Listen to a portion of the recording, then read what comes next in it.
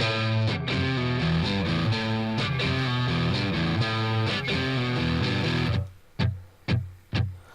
are very welcome to the latest episode of the Practical Marketing Podcast with myself, Niall McCreanor.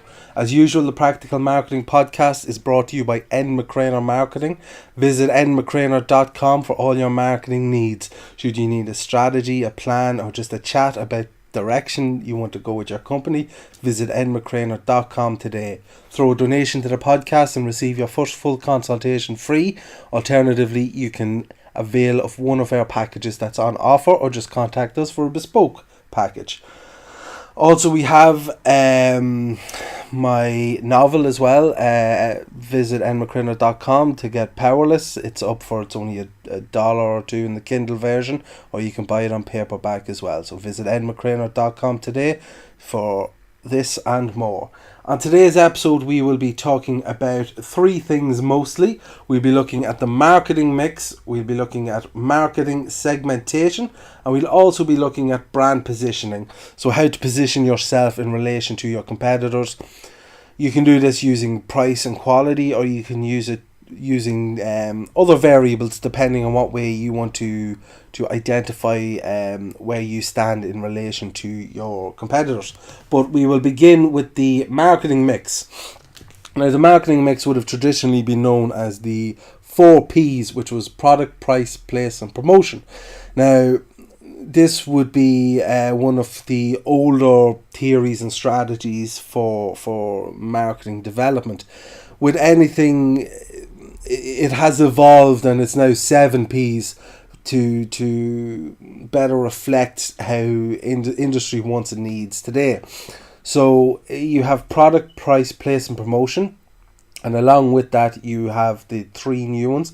You have people, process and physical environment. So the 7 Ps you would kind of combine to look at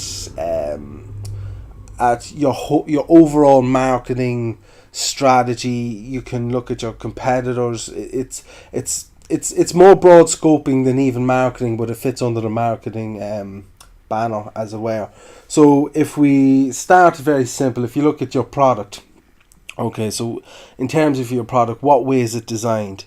What technology are you using? How useful is it? So that's you know, if it's something that is a high demand with a high use, or is it a novelty item where you're just hoping people will just do an impulse buy and get it. Convenience. Is your product convenient to use? Can you buy it conveniently? The value, is it a good value in comparison to your competitors? Is it a good value even in the mindset of your customers? Quality, is it a high, low quality? Will it last? Will it not last? Is it not supposed to last? Packaging, so your branding, so your design, does it reflect accurately the product that you have, and like, is it stylish? Like, if you look at, say, Tesco own brand, like, you kind of know what you get with it. It's cheap packaging, it's the blue, it's the white, it does exactly what it says in the tin. There's that phrase again from the last episode. So packaging is important because it can catch the person's eye. There was a case in Ireland recently where one bread manufacturer was sued by another. They made whole grain bread, but the packaging was very similar. I think it was McCluskey's was one, and I can't remember the name of the other one offhand. But because one was so close to the other, one sued the other for brand infringement, but the case was actually thrown out because it was different enough. Accessories and warranties, these also go along with the under packaging. Then you've branding as well, so, and you've accessories and warranties. So what add-on sales would you have with your accessories, or do you include your accessories with the package itself? Or like, if you look at consoles, right, there's games that kids play, I'm sure any parents out there know, called Skylanders. And Skylanders is just a game, but what you do is you actually buy a little action figure, I suppose is the word, and each action figure is a playable character in the game. So when you buy the action figure, you can use it with the game, and that's kind of that's bringing gaming beyond the console itself and making it more interactive with the kids. But they want to have specific characters, but each specific character has a different power, and so that's a very, very smart way of doing things. But it's not so nice to the parents who have to buy them. Warranties as well. So say Kia at the moment, the car brand Kia offer a 7-year warranty on a brand new car. So if you buy a brand new car, that means you'll effectively have no maintenance costs for 7 years. So there's benefits then long term to actually getting a new car as opposed to getting second hand, and that's to try and scale back on the amount of people who are only buying second hand and try to entice them into buying a brand new car. So then the next P is place. So under place we would have retail, wholesale, mail order, internet, direct sales, peer-to-peer and multi-channel. You can kind of guess by that place is to do with where you put your product, where you are selling it, and how you are making it accessible to your customers. So again, like internet is where everybody's going. I'm going to do an episode dedicated to online sales. It might be the next, might be the one after. But so say if you take internet, if you're selling something to a demographic that wouldn't be internet savvy or tech savvy, there's very little use in doing that. Or if you're doing mail order products for things that can be easily accessible on the internet, why would someone sign up for a mail order? So you need to pick the channel that suits your product the best, and then you need to a combination of channels that suit your product the best, and kind of develop your business through that. Price. So you have your price strategy, you have skimming, you have penetration, you have physiology, you have cost plus, loss leader, and all this. So you need to, this is what I explained in a previous podcast about price points. Every person has a price point in relation to a specific product. Like personally, if I went out and bought a pair of boots just for my feet, pair of boots, if I spent over 60 or 70 euro, that's kind of my price point, because beyond that I would seriously consider, do I need these, what's the value, how long will they last, different things like that. Whereas my fiance, when she would be buying a pair of boots for me, so it's the exact same thing, her price point might be 120 euro, so then she would be getting a higher quality boot, would last longer, but then beyond that would be her price point that she would be thinking, what value does this product bring beyond that point? So everybody has a price point, and each individual has a different one. Now my price point is unrealistically low, so that says a lot. So then you've promotion comes after that. So special offers, advertising, endorsements, user trials, direct mailing, leaflets and posters, free gifts, competitions, joint ventures. So when you're promoting your product, often the best way to do it is through like special offers or advertising. Endorsements. I actually got my first celebrity endorsement of my book this week. It is a gentleman called Cecil Martin, who I've been working with as well. He's a Sky Sports correspondent and a former Philadelphia Eagle. So endorsements bring value to your product. Special offers, like again, it's about getting the right combination of things for you. So leaflets and posters, I actually think that there's a lot to be said for traditional marketing in a very technological world, because if you have a product that is focused around an area, or if it's regional, like traditional marketing sometimes is one of the best tools to utilize, because then you can access your local radio, your local print, you can do a flyer drop, because you're driving footfall. So if it's regional, then presumably you have a physical store or you have something like that. So you're driving traffic, so there's no point having a massive online branding exercise or advertising where where your website is only information based and all your sales are done through your store.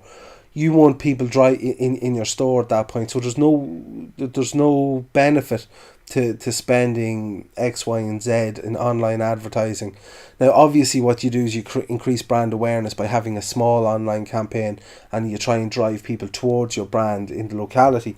But then on top of that, you know, you need to be on your LMFMs, and you need to be on your local radio stations and local media. It just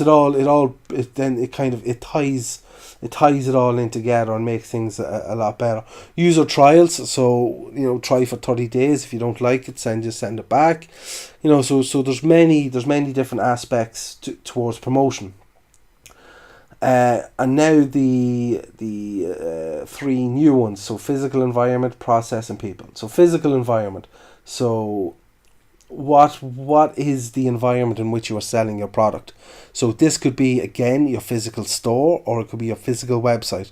I know website technically isn't physical, but it's somewhere that they can see and interact with. So is it smart? Is it well designed? Is the paint on your walls fresh? Is the fresh flowers at your front door in your office? Is there a friendly receptionist? Do you have a standard greeting on the phone? Hi, welcome to Niall McCreanor Marketing. Niall speaking. How can I help you? You know, all this sort of thing. So it builds. It's all building a system and an overall view of your company. So is it run down? You have to be realistic when you ask yourself these questions, because like, if you could have the nicest office in the world, and then you could have an old sofa sitting in the reception where people sit, and it just doesn't make sense. Or, you know, is the first thing people are greeted by a dusty mat inside the front door? You know, is the floor even mopped? Or, you know, just little things like that. And I know that's only cleanliness I'm speaking about there, but then, like, it feeds in and it bleeds into other parts. Like your desk, is your desk covered in papers? Is there receipts everywhere? Do you know, is your products all sorted? Are they easily accessible? You know, all this kind of fits in together. Customer interface. So again, how do people find your product on the shelves? How do they interact with it? If you have a store, is it well laid out? Does it make sense? Like, is everything categorized beside each other? You know, have you got the heavy things in the bottom shelves, the light things on the top? You know, all these things kind of, you know, mesh into one another. Comfort and facilities. So do people feel comfort in your store or your office or wherever? Do people feel comfort navigating your website? Again, it all ties into one another, and the facilities then you offer. So if you're a hairdresser, do you have all the latest equipment? It doesn't even necessarily have to be the latest. Is it clean? Is it the best? Is it well used? Do you know how to use it? So again, you're working on all these and bringing it in together. Process, so especially relevant to service industries, how your services are consumed. So the process is everything that a customer, every touch point you have with a customer in the sales process. So the customer goes onto your website, that's first interaction. What did they see? What did they feel? So that's one. Do you have a live chat? Does it pop up? Does it say, hey, hi, how can I help you today? Do you know, is everything visible? The process on phone numbers, when people call, what do you say? How do you record your calls? How do you make note of who to call back and when to call them, and what's relevant and what's irrelevant, and what do you prioritize? All these processes combine to give your company an overall behavioral kind of environment. So you need to sit and think, if I were a customer, what is the best processes I can put in place to sell my product? Now, it is especially important if you are a service, because you're constantly, then you are your product. So if it's like, if you're a hairdresser, again, I'll just throw back to that. Like, when you go in, do you sit down? Are you greeted? Are you offered a cup of tea? Are you offered something? How do you interact with your people? Is there take a number option, or do you have to note in your head who's next and who's, so these are all just little things that you need to kind of think about while planning out your company.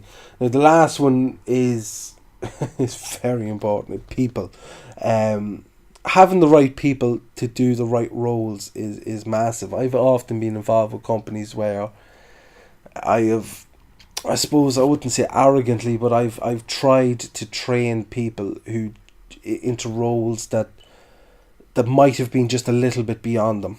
Now, so where I should have noted their limitations and operated with them within them parameters. Instead, I tried to train people up to beyond where they could, and it just led to some frustrations and things. But if you put the right person in the right place, everything moves seamlessly. Like, you're not going to hire an accountant to answer your phone, so you have your receptionist. And I'm not being derogatory to receptionists, because it is the first touch point for a lot of people with companies, and it's actually vitally important that you have someone with a nice manner, and you have someone who again has a good process, who knows who's calling, who can take messages, who can send you then the information to follow up on the calls. So, not being derogatory at all, because if you ask me, it's vitally important to have someone well trained and someone polite and professional in that position, because like, if someone like me answered the phone, I wouldn't be any good, because my accent and the way I talk sometimes can be a bit gruff, and I don't mean it, because I'm not actually gruff at all, but I just feel that it wouldn't suit someone like me. But then, there's other people out there that it just would suit. Just their mannerisms on the phone would be a lot more subtler or softer than mine. So that's the marketing mix. So that's, you take something out of everything, and when you combine the bits and pieces from each part, from product, price, place, promotion, people, process and physical environment, then you get your target marketer. So that you want to sell wholesale. You want your strategy to be a cost plus. You want to use endorsements and advertising. The people you want, the product, so again, you combine it all, and then at the end of it, you have your marketing mix. After that, we have segmentation. So market segmentation is a marketing strategy which involves dividing a broad target into subsets of consumers, businesses or countries that have or are perceived to have common needs, interests, priorities, and then designing and implementing strategies to target them. So with that, the market segmentation, you would cover off maybe 4 main areas. So you'd look at geographic, you look at demographic, you look at behavioral, and you look at psychographic. Okay, so geographic, who you want to target, where are they? Customers within 10 miles of where you are, or 20 miles. So that automatically hones everything out of that you can forget, because you know that you will only get your main customers within 10 miles. Or is it customers within Ireland, or is it customers, like, even if you're advertising online, you're going to still use geographic, because it's so, selling online, because it's so massive, the scope. So you're going to have your AdWords campaign specifically set up for Ireland, for the UK, for Germany, for France, for wherever. So that still goes under geographic, So you have your customer location, region, what region? So am I targeting Leinster, Lancashire, Leicester, urban, rural? Is my product going to skew urban? Is it going to skew rural? So am I going to target Ireland but only rural areas, or urban areas? So Cork, Galway, Dublin, So again, it breaks up. It breaks them up a bit more. Demographic. So what demographic are you targeting? Are you going to target someone who is third level educated? Is it someone who is between 18 and 24? Is it male? Is it someone who is employed, unemployed, high earner, low earner? socioeconomic groups. What what do they belong to? Are they parents? Are they single? Are they in sporting? Are they in sporting organisations? And then you've behavioural. So this is where you would look at maybe someone who has impulse buys, or maybe someone who wants value. They're two separate behaviours. You might look at the rate of usage, or people might look at what benefits are sought. So if they're looking for a high quality product, if they're looking for a cheap product, what points does your product hit on?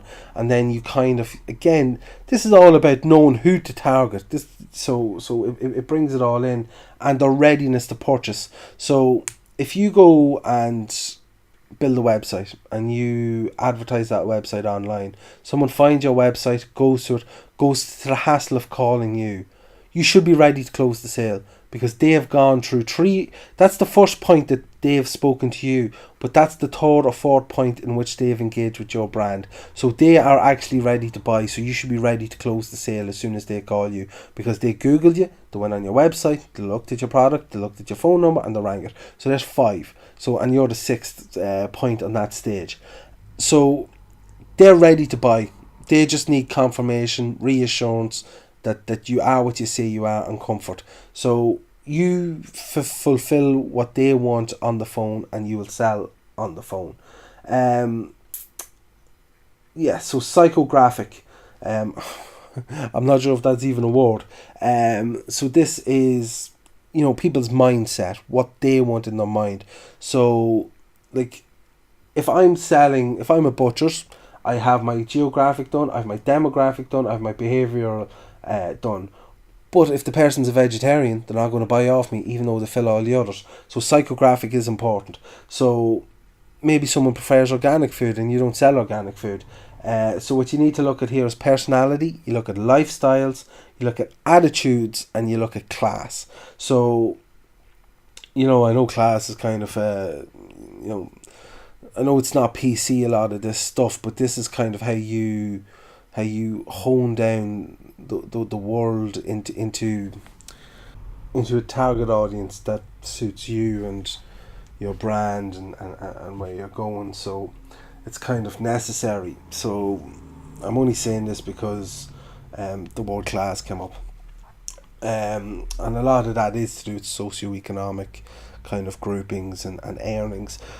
Because if you're selling a Jaguar, you're not going to target people who earn less than an X amount of money. And again, if you sell Renault Clio, you're not going to target people who earn above a certain amount of money. So why waste money actually targeting these people if they're realistically not going to buy your product? So they might hit every other touch point you have put out with your segmentation. There might be the right geographic location, there might be the right age, they might have the right occupation, they might have the right loyalty status, or they might have, again, that was in behavioural, I didn't really mention that, and they might have the right rate of usage or personality. But if they earn more money, they're probably going to go for a higher end product, realistically. And again, I suppose if you look at behavioural, are people more likely to save the money than spend it? So then that would bring them back down into your target audience. So, your segmentation will help you develop your target audience and your core person that you want to actually put your product out and hit it off against. So, at the end of this, you might find out that your target audience is males, urban, 18 to 34, who earn less than 30,000. Now, if that is your target audience, you can build your whole strategy around it. You can look at what radio stations they listen to, what websites they visit.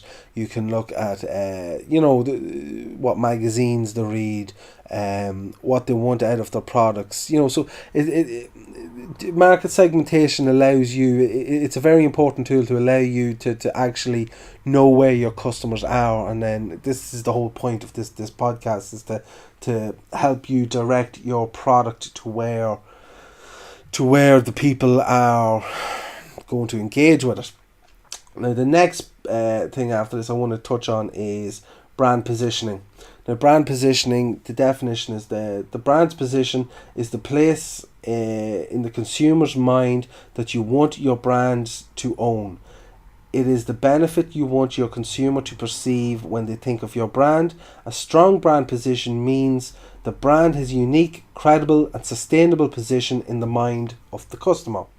So how do you position your brand in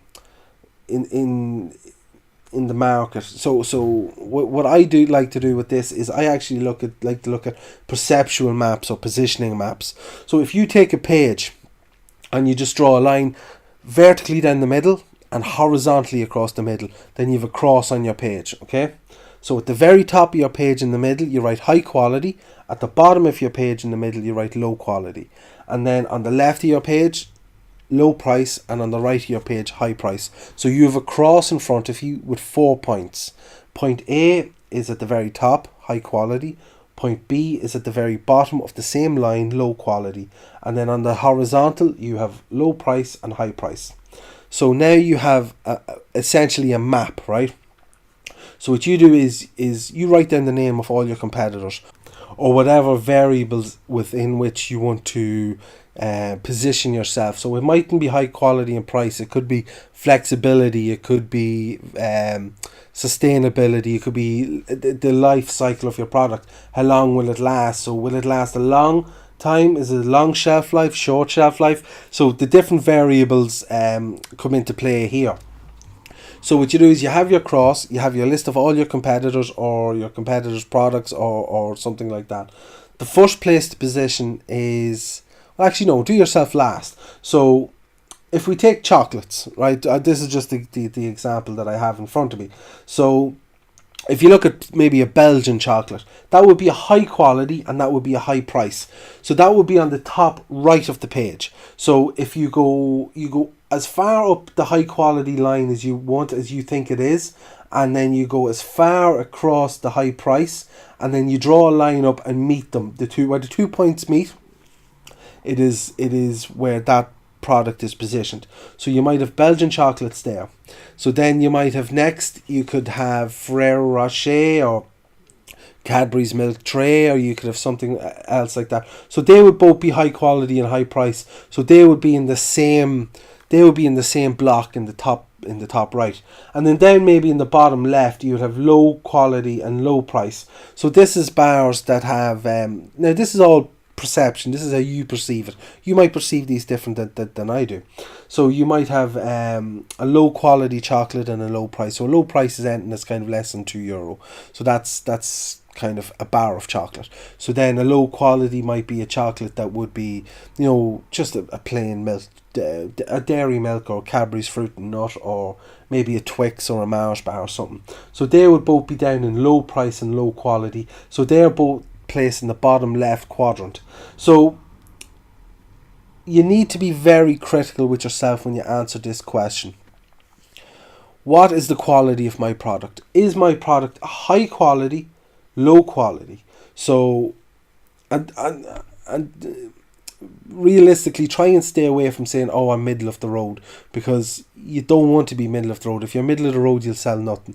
So like if you have a low quality, low price, like Twix and Mars bar, they're two of the best selling chocolates in the world. So you kind of embrace that and you go, yeah, the quality isn't great, but the price is low too, so people will still buy it. So so you just plan it out. Now, generally speaking, you don't want to be low price and high quality, because then you're undervaluating your product. Equally, you don't want to be high price and low quality, because then you're overvaluating your product. You're charging too much for a low quality product.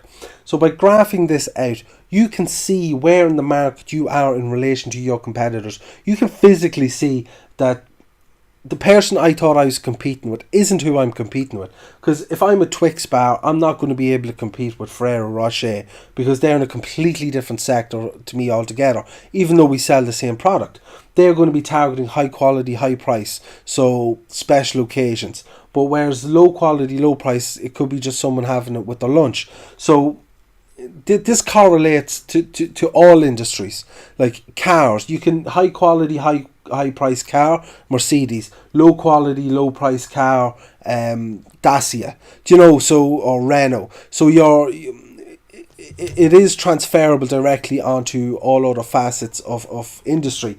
So it's very important to know where you are in relation to your competitors. And this will give you a physical map that shows you where you are. And with that, and with the other two things I spoke about, with the marketing mix, you can plan your product and your marketing campaign. With your market segmentation, that gives you who you want to target. And with your brand positioning, then you know in relation to your competitors what position your brand will be in the mind of people. Now that's in the mindset of the audience within which you are targeting.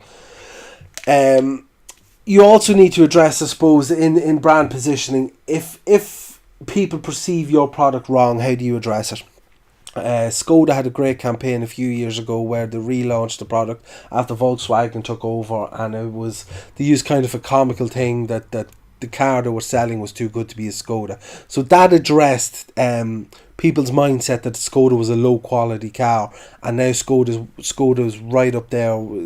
Again, it's just a Volkswagen with a different badge, so it is a high quality car. So you can address issues by doing this, and you can curve people's perception of your product and where it should be and where it is. So these three things that I've talked about today are important for you to map out where you are currently, where you are going, and how you are perceived.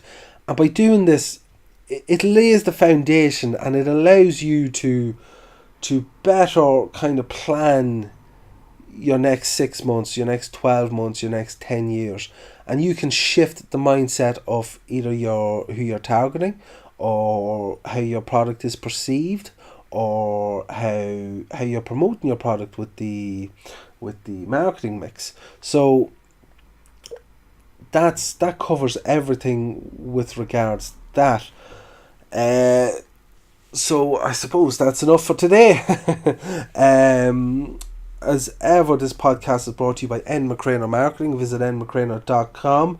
Jump on and throw a donation to the podcast and receive your first free marketing consultation. You can also buy packages or contact us through the website, and we can create a bespoke campaign for you.